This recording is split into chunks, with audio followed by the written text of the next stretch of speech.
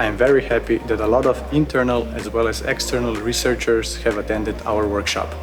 They presented their relevant research and made good points for further discussion.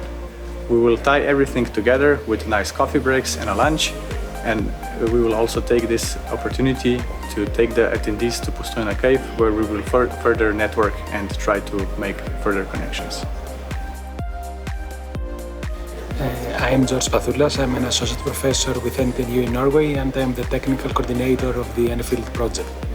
The Enfield project is an AI network of excellence in Europe, and it has a double-folded mission. One is to promote and coordinate AI research, and the second is to create and sustain a network of stakeholders around AI in Europe.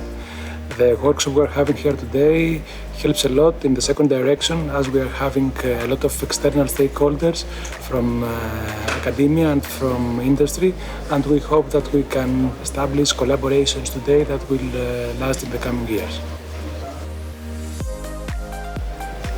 Hello, I'm Bernhard Geiger from No Center and Graz University of Technology.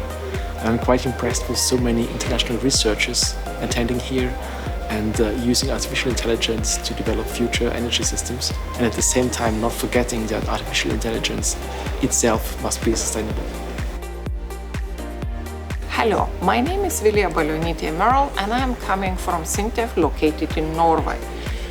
A decade ago, I met Iskrameko representative Tomasz Dostav, and it took us a decade to find our collaboration grounds. And one of the seeds is the Enfield project. It's my first time to Slovenia, and I am totally impressed how well the Enfield project workshop is organized by Iskrameko. Here we are not only to do what is needed now in the research and innovation efforts. However, here we are gathered to set future directions. What are long-term plans and how artificial intelligence can be applied in the future for the energy sector?